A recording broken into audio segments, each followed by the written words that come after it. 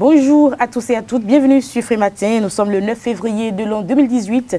C'est le dernier week-end avant la Saint-Valentin, cette fête qui retient l'attention des amoureux un peu partout à Cotonou et dans les autres villes du Bénin. Le rouge se fait déjà remarquer. Nous ferons le débat sur la Saint-Valentin ce vendredi 9 février sur Frématin. En attendant donc de revenir le 14 février sur la quintessence de cette fête.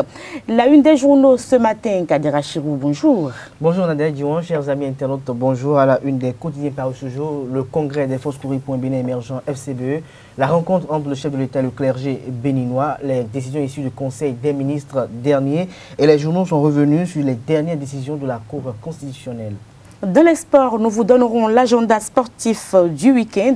Nous parlerons également du financement des activités sportives au Bénin avec l'ASSOBEBRA qui a signé hier une convention de partenariat avec la Fédération béninoise de cyclisme. Nous en parlerons dans quelques instants. Le bulletin d'information, Carles Kitomé, bonjour. Bonjour Nadège. Chers fidèles internautes, bonjour. Aujourd'hui 9 février, le 40e jour de l'année 2018. La rencontre entre le président Talon et le clergé reste d'actualité, de même que le virus de Lassa qui se signale dans la sous-région ouest africaine. Une rencontre donc entre le chef de l'État et le clergé qui était d'une grande importance. Nous reviendrons donc sur cette rencontre dans un instant dans le bulletin d'information. Bonjour à tous, bienvenue.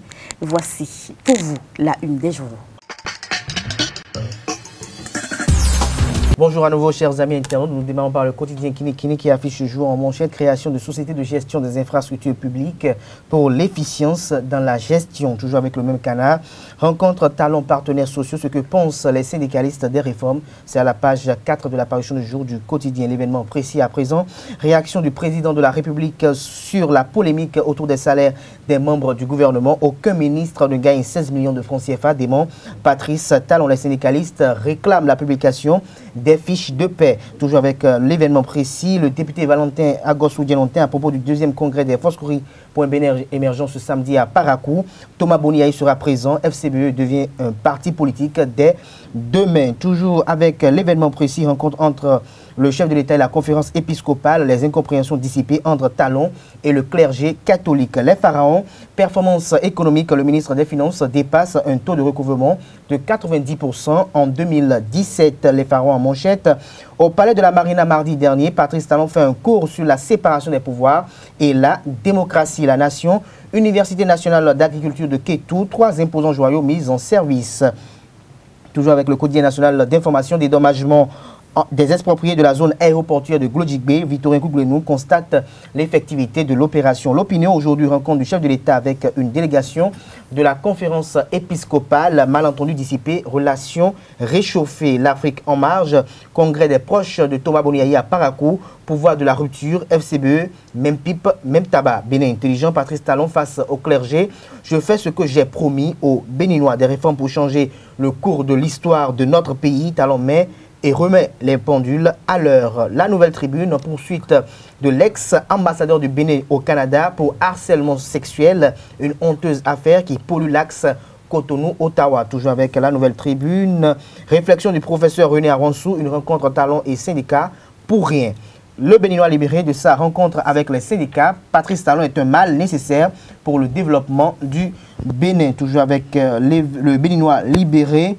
Entrepreneuriat des jeunes, Gaskin Adjagboni outille les étudiants de l'université d'Abomey-Calavi. Le meilleur à présent, supposé retrait du passeport diplomatique de Samuel Dossou Aoré par le gouvernement béninois. Le groupe pétrolier s'inscrit en faux et clarifie. Toujours avec le même canard.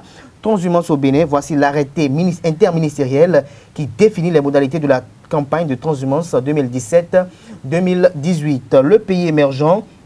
Rentrée politique du mouvement PATA à Cotonou, Herman Akromessi, ralissage notable et jeune du 9e arrondissement aux idéaux de Patrice Talon. Nomination fantaisiste au ministère des Affaires sociales et de la microfinance. Les syndicats dénoncent des nominations à caractère clientéliste et népotiste de Adam Bitou Chabi, épouse Taro, nous rapporte le pays émergent. L'économiste, visite du ministre de l'eau et des mines Sam Adambi annonce le renouveau de l'office. Matin libre, congrès des FCBE samedi et dimanche à Parakou.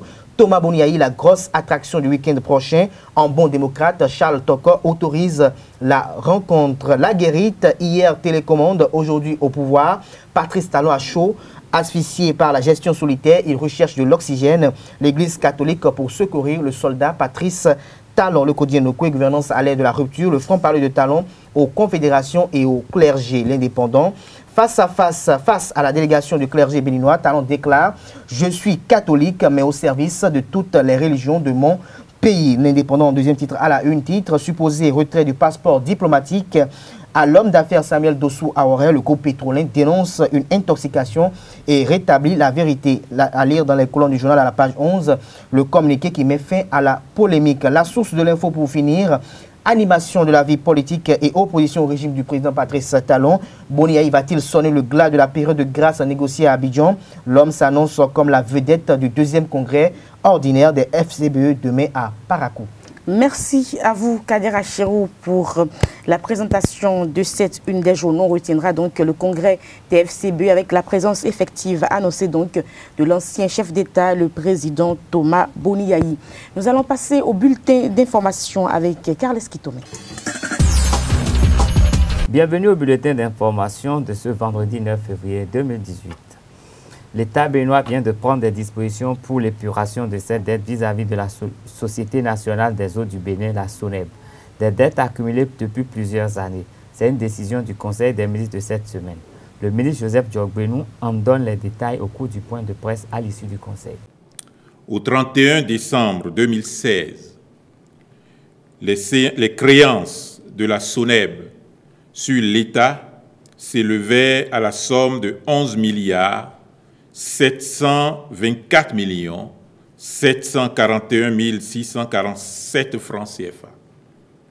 À la même période, les créances de la Société béninoise d'énergie électrique sur la SONEB étaient de 6 milliards 626 239 791 francs CFA.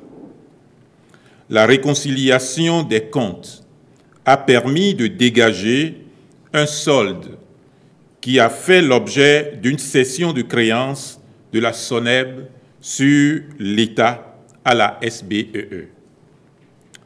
Dès lors, le solde restant à éponger par l'État après la prise en compte des dettes de la SONEB vis-à-vis de la SBEE au 31 décembre 2016 est de 5 milliards 98 501 856 francs CFA. De ce montant, le gouvernement a respectivement apuré les 8 et 26 décembre 2017 4 milliards de francs CFA et 758 195 398 francs CFA. À ce jour, le solde du montant consolidé des créances de la SONEB sur l'État, arrêté au 31 décembre 2016, est de 340 306 458 francs CFA. En apurant ces dettes accumulées depuis de longues années, le gouvernement entend renforcer les capacités financières de la société afin de restaurer sa crédibilité et de lui permettre de mobiliser des ressources nécessaires à l'exécution de ses programmes d'investissement. Ce faisant, elle contribuera à l'atteinte par notre pays, avant l'échéance en 2030, de l'objectif d'accès universel à l'eau potable pour tous, découlant des objectifs du développement durable. Le Conseil a marqué son accord pour ce compte rendu du ministre de l'Eau et des Mines. Il a instruit à l'effet de veiller à la bonne exécution du programme d'investissement de la SONEB. Le président Patrice Talon a reçu ce mercredi le clergé au palais de la Marina. À cette occasion, le chef de l'État a mis fin aux rumeurs qui font de lui un adepte de Panamé. Le président de la conférence épiscopale, Monseigneur Agbanou, et sa suite se sont réjouis du renouement du dialogue social et souhaitent qu'il aboutisse. Les représentants de l'Église catholique ont profité de la rencontre pour rassurer le président Patrice Talon au sujet des commentaires engendrées par leur dernière sortie relative à la crise sociale. Au sujet du droit de grève, au cœur de toutes les polémiques, le président Patrice Talon a réaffirmé qu'on ne peut pas utiliser la vie comme moyen de chantage et de négociation, car la vie n'a pas de prix. La Cour constitutionnelle du Bénin se déclare incompétente en ce qui concerne le retard de la déclaration du patrimoine du chef de l'État. La décision DCC 18-007 du 25 janvier 2018 relative au recours pour contrôle de constitutionnalité du comportement de M. Patrice Talon, président de la République, qui n'a pas déclaré son patrimoine dans les 2 semaines conformément à la loi, n'a pas prospéré. La Cour constitutionnelle saisie par Fassinou Akande Mouda Chirou le 17 février 2017 s'est déclarée incompétente puisque le chef de l'État a accédé à cette obligation constitutionnelle le 7 novembre 2016. En Afrique, le président mauritanien Mohamed Ould Abdelaziz a reçu son homologue sénégalais Macky Sall hier jeudi 8 février 2018. L'issue de cette visite sera connue à la signature des différents accords prévus pour cet après-midi. Les questions relatives à la pêche et aux gisements gaziers communs découverts dans les eaux des 2 pays seront abordés. Nouakchott et Dakar doivent également régler l'épineux problème de la transhumance du bétail, notamment en période de soudure et de sécheresse. Notons que la récente mort d'un pêcheur sénégalais de Saint-Louis, tué par les gardes-côtes mauritaniens, suivi du pillage des commerces des Mauritaniens établis dans la ville historique de Saint-Louis, seront au cœur des débats. Nous allons fermer ce bulletin d'information sur une note de santé. 31 personnes contaminées par la fièvre hémorragique à virus Lassa sont décédées au Nigeria depuis le début de l'année, selon le ministère nigérian de la Santé. Le virus est actif dans 15 des 36 États que compte le Nigeria et 150 personnes ont été infectées. Sur les 31 morts, 10 font partie du personnel soignant. Des cas sont enregistrés également dans certaines localités du Bénin et les autorités béninoises ont déjà lancé l'alerte pour aider les populations à se préserver et arrêter la propagation du mal. La Côte d'Ivoire a déjà pris des mesures de prévention en la matière. Écoutons à ce propos le Dr Alapini qui donne des conseils à nos populations. La fièvre de Lassa, c'est une maladie hémorragique virale à caractère aigu d'une durée d'1 à 4 semaines qui sévit actuellement en Afrique occidentale. Généralement, les personnes souffrant de la maladie de la fièvre Lassa présentent différents symptômes qui varient selon l'état, c'est-à-dire l'évolution de la maladie. Mais généralement, on va retenir que les symptômes sont comme les maux de tête, les courbatures, les vomissements, les nausées d'abord, les vomissements qui peuvent être parfois sanglants, les diarrhées qui peuvent également être sanglantes. Il y a également les douleurs abdominales et parfois des maux de gorge. On peut assister à des œdèmes de la gorge, voire un œdème du visage. Et sans oublier la fièvre qui est capitale, c'est une fièvre, vraiment la fièvre c'est le premier symptôme même. Les modes de contamination, je vais les regrouper en 2 sortes. Il y a d'abord la contamination interhumaine, c'est-à-dire d'une personne infectée à une personne non infectée.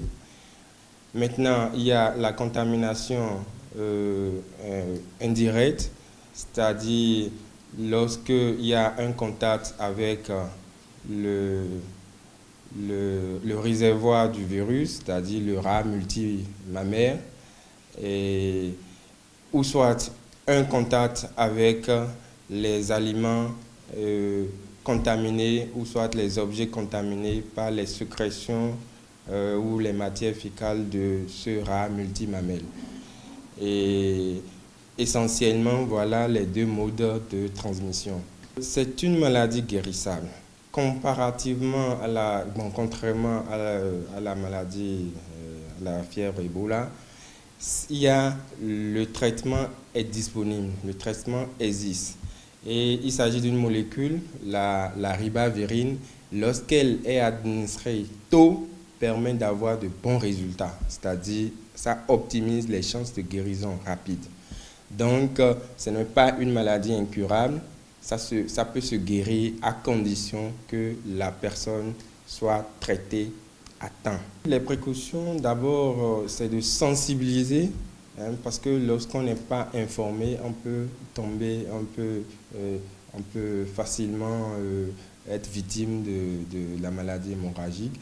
Et là, les grandes précautions, d'abord, c'est l'hygiène de la main, se laver régulièrement les mains. Et ensuite, protéger les aliments. C'est important parce que lorsque ces aliments sont contaminés par les urines de rats ou les matières fécales de rats, voilà, on est susceptible d'avoir cette maladie. Donc, bien protéger les aliments, bien les cuire, c'est très important. Et il faut de la propreté dans les maisons. Si possible, éviter l'intrusion des rats multimamelles. Ce sera tout pour ce bulletin d'information. Merci de rester scotché www.zaretv.com. Merci à vous, Carles Kitome, pour la présentation du bulletin d'information. La grande édition du journal est prévue pour 19 h sur Zaret TV. Nous passons au débat sur Frématin. Nous sommes vendredi. On ne va pas se prendre la tête. On parlera de la Saint-Valentin. Le débat sur Frématin, comme je l'annonçais, nous parlons donc de la Saint-Valentin. Carles Kitome, c'est le dernier week-end avant cette fête des amoureux que vous inspire franchement, hein, cette fête. Ah ben, la Saint-Valentin, c'est une fête que j'ai découverte au Ghana. À cette époque, avant d'aller là-bas, je n'avais jamais entendu parler de cette fête. On arrive là-bas à l'approche du 14 février. C'est écrit partout, Saint-Valentin, Saint-Valentin. Je me demandais ce que c'était. J'avais pensé que c'était une fête nationale dans le pays. Mais le jour de la Saint-Valentin, j'ai compris que c'était énorme. C'était énorme. Du côté du Ghana? Très énorme. Et je suis revenu au Bénin quelques années plus tard, j'ai remarqué qu'on parlait aussi de la Saint-Valentin, avec un peu de timidité. Mais le marketing a rapidement pris et je pense que c'est un coup de marketing, honnêtement, parce que aujourd'hui, la Saint-Valentin est devenue un gros business et il y a des couleurs qui sont vendues, les restaurants sont promis, beaucoup de choses. Et il y a l'aspect pécunier qui est mis en exergue et ça, à mon avis, ça a enlevé tout le reste à cette fête-là. Mais est-ce que ce n'est pas bien, qu'on consacre quand même une journée à dire à sa bien-aimée qu'on l'aime quand même et qu'on pense à elle, parce qu'on connaît les Béninois, c'est pas toujours évident de dire à son épouse, à sa compagne, à sa partenaire qu'on tient à elle. Cette fête du 14 février, fête qui célèbre l'amour, a été copiée ou nous a été léguée par nos pères colonisateurs, parce que je ne vois pas les vénérables sous sa guédengue, vers leur âme et bien d'autres, se mettre à dire qu'ils célèbrent l'amour, qu'ils fêtent une Valentin ou une Valentine, un Valentin ou une Valentine. Ils en avaient beaucoup. Néanmoins, dans le passé, au moment de nos parents, cette fête avait encore atteint tout son paroxysme, avait encore toute sa valeur. Est-ce que nos parents ont connu ça? Je crois que c'est beaucoup plus en notre temps. C'est dans les années 90. Avec LC2, je crois que c'est LC2 qui avait fait la promotion de cette fête-là. Quand j'étais encore plus jeune, je voyais quand même des parents à moi dire la Saint-Valentin.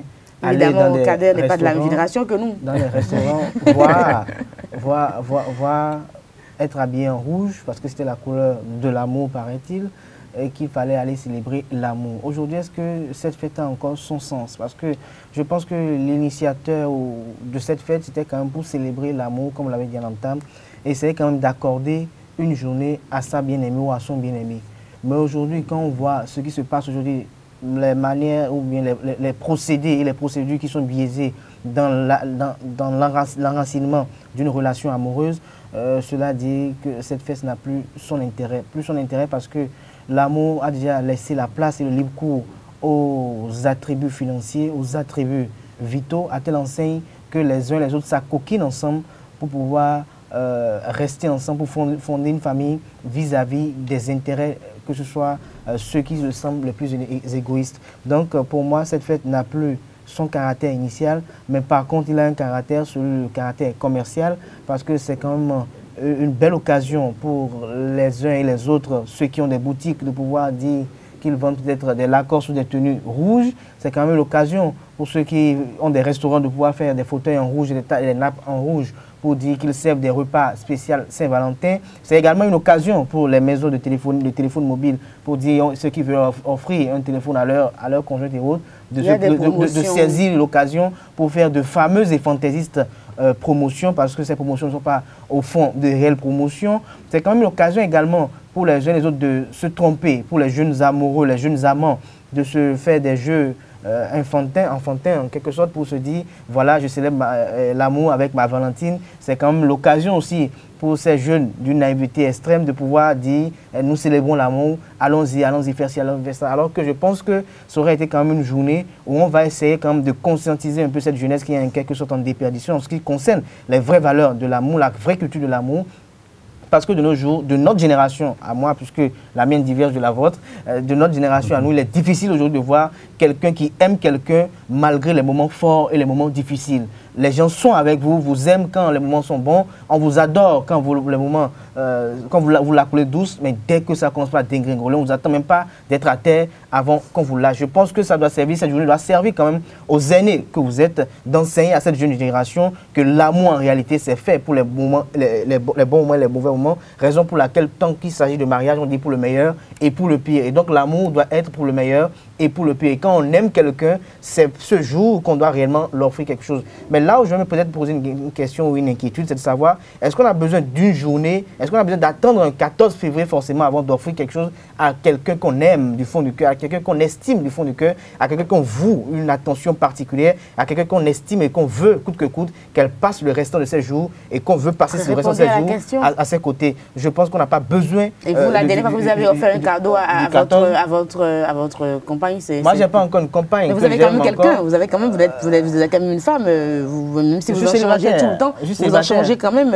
Il y a quelqu'un, vous avez offert un cadeau à une fille il y a combien de temps? Ça fait partie des inconvénients, peut-être des atouts encore du célibat quand vous êtes célibataire. Vous n'avez pas offert de cadeau, vous avez à prendre la femme d'autrui et à la ramener chez vous simplement et à finir avec elle? Non, c'est pas... C'est les atouts du célibat, ça? La femme n'est pas un instrument pour amener chez soi. Et vous n'offrez pas de cadeau? Par contre, quand on parle de cadeau, qu'est-ce qu'on met dans le cadeau? Une fleur. Une fleur. Par exemple. Aujourd'hui, est-ce que ça a encore sa valeur aujourd'hui d'offrir une fleur? Offrez la fleur que vous dites non. C'est ça que je disais tantôt. Oui, mais est-ce que vous avez... Non, fallait voir nos parents rédiger de beaux tests. Une fille il y a combien de temps? Même un test. Vous avez écrit un test à une fille il y a combien de temps? C'est ça que je dis aujourd'hui que la fête même a perdu sa valeur parce que... Non, vous dites qu'on ne va pas attendre la Saint-Valentin pour offrir un cadeau. On va être clair dans notre débat. Je dis d'accord, il n'y a pas de souci. Mais vous, en tant que... Moi, je connais bien les Béninois. Vous, en tant que Béninois, ça fait combien de temps vous avez offert un cadeau à une fille? Je sais que ça fait très longtemps. Peut-être qu'il n'y en a jamais eu, même d'ailleurs. Quand vous parlez de cadeau, vous mettez quoi dans le cadeau? Qu'est-ce qu'il y a? Peu importe ce que vous mettez dans le cadeau, même un poème. Même un poème? Oui. J'en ai offert. Il y a combien de temps? Il y a récemment plus de 2 semaines. Non, ça m'étonnerait. Comment ça vous étonnerait? Quand qui tombe, c'est bien d'offrir des cadeaux de vice-versa, hein, à sa chérie ou à son chéri. Oui, mais ça apporte du... Ça fait vivre l'amour. Et ça redonne de l'espoir. Et la question d'amour n'est pas seulement dans le foyer. La question d'amour, c'est aussi sur notre lieu de travail. La question d'amour, c'est la famille avec grand F.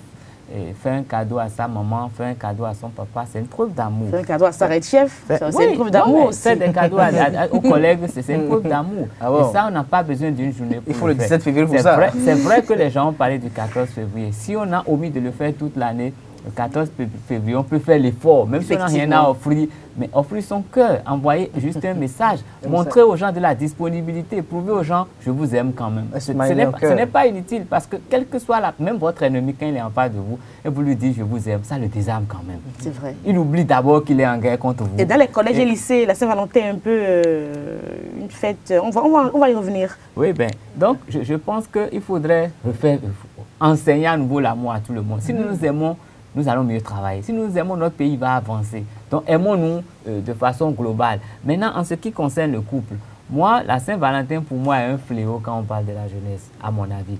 Parce que ce jour-là, tout le monde a envie de faire les expériences qu'il n'avait pas encore faites. Et tout le monde se dit, aujourd'hui, c'est la Saint-Valentin. Il faut que je prouve que je suis quelqu'un, que je prouve quelque chose. Et dans ce désir, dans cet élan, c'est pratiquement un défi. C'est à voir qui fera mieux que qui va franchir le Rubicon. Et généralement, quelques mois après, les séquelles sont là. Soit c'est une grosse déception. On a pensé qu'on a eu l'amour de ça bien 14 février, mais après on se rend compte qu'on s'est vraiment gouré, on s'est foutu le doigt dans l'œil. Ou parfois, on y est allé, on s'y est vraiment laissé. Et 3, 4, 5 mois après, on porte quand même un fardeau pour lequel on n'était pas préparé. Et puis ça met une grosse virgule dans la vie, ça met une grosse virgule dans les projets que les parents ont fait. Je pense que les parents ont une grande responsabilité par rapport à la Saint-Valentin. C'est à eux d'abord de dire à leurs enfants « je vous aime » et leur montrer que célébrer l'amour, ce n'est pas les relations intimes. Célébrer l'amour, c'est une façon d'être, c'est une façon de parler. C'est le repas qu'on partage, même en famille, un repas qu'on rend un peu solennel, comme on le fait peut-être le jour de l'an, comme on le fait à l'anniversaire de quelqu'un qu'on aime bien dans la famille. Je pense que si les parents font déjà cet effort, les enfants comprendront que l'amour qu'on veut célébrer le jour-là, ce n'est pas le sexe. Merci à vous, Carles Kitome Kader Achirou. Allez-y rapidement, nous allons conclure. Ce n'est pas le sexe, mais aujourd'hui, c'est le sexe qui est en vogue. Aujourd'hui, dans les collèges et les lycées, le 14 février prochain sera l'occasion pour les jeunes collégiens et les jeunes lycéennes de pouvoir s'affronter sexuellement, de pouvoir se donner des rencarts pour des plans sexuels, parce qu'on estime que la Saint-Valentin, c'est l'occasion pour les uns et les autres de pouvoir, celles qui sont encore vierges, de pouvoir perdre leur virginité, ceux qui sont encore plus chauds, de pouvoir essayer de goûter aux saveurs et aux délices d'un homme entier. Je pense que la Saint-Valentin ne doit pas être perçue dans ce temps. La Saint-Valentin, au-delà de tout, doit être encore remise dans son préambule, c'est-à-dire dans son contexte où, à l'époque, on voyait nos parents rédiger, nos grands frères ont rédigé des beaux textes. Aujourd'hui, on ne le fait plus parce que la jeunesse aujourd'hui est en train de perdre un peu le peu de crédibilité, le peu d'intérêt qui reste. Aujourd'hui, les messages sont tellement courts, sont tellement succincts. La procédure pour avoir une femme aujourd'hui est tellement succincte. Aujourd'hui, pour avoir une femme, il suffit juste de l'amener dans un bar et de lui prendre 2 bières et le tout est joué. Alors que par le passé, c'était un bon texte qui était rédigé, c'était de belles fleurs qui étaient offertes, des fleurs, et les fleurs aussi avaient le sens hier aussi pour signifier l'amour aujourd'hui. Tout cela n'est plus là aujourd'hui. C'est la constitution rouge pour célébrer l'amour. Carles Kitome, merci. C'était le débat sur Free Matin. Nous avons parlé de la Saint-Valentin ce matin et le mercredi 14 février prochain, nous allons nous habiller tous aux couleurs de la Saint-Valentin. Nous allons essayer donc de célébrer cette fête sur ce plateau de Free Matin. Nous n'allons pas donc, nous allons essayer de respecter un peu la tradition avec des vins rouges, pourquoi pas. Avec beaucoup de plaisir, on va inviter des sociologues, des psychologues. On en parlera donc sur ce plateau. On parlera de la Saint-Valentin de long en large. Merci à vous. Très bon week-end. Vous faites quoi ce week-end, Kader Achirou? Vous ne savez pas encore? Je ne sais pas encore trop. Peut-être que je vous serai sur le terrain, peut-être. Ah, c'est clair, certainement. Et Carles Kitome, je vais consacrer un peu de temps à mes enfants et puis c'est une semaine de composition pour moi. Ah, d'accord, ok. Bon travail et puis bon repos également. Merci. Lagos Adjagbeno pour les sports sur Free Matin. Sport Matin, Lagos Adjagbeno, bonjour. Bonjour Nadège. Alors nous parlons du financement des activités sportives au Bénin. Justement, la Fédération béninoise de cyclisme a signé hier une convention de partenariat d'une durée de 3 ans avec la Société béninoise de brasserie Sobebra. Absolument Nadège. À travers cette convention, la Sobebra entend désormais insuffler une nouvelle dynamique à la relation qui la lie à cette fédération. Parce que c'est la Sobebra qui est le sponsor officiel du vélo béninois sur le Tour cycliste. D'une valeur de 400 millions de francs CFA, cette convention va permettre à la fédération d'assurer des dépenses liées aux frais de voyage, les billets d'avion, les frais d'hôtel et les primes des coureurs, ainsi que l'achat des équipements et la communication médiatique des événements organisés par la Fédération béninoise de cyclisme. Le directeur général de la Sobebra, Sébastien Yves Ménager, explique les motivations de sa société à accompagner le vélo au Bénin. La Sobebra s'engage aux côtés de la Fédération béninoise de cyclisme, s'engage pas uniquement financièrement parce que on peut être riche et s'acheter la plus belle des choses si on ne la fait pas fonctionner, elle sera totalement désuète. Si nous avons pris cette décision d'accompagner le cyclisme, c'est déjà parce qu'effectivement le cyclisme a des valeurs qui sont très très proches de celles que défend notre groupe.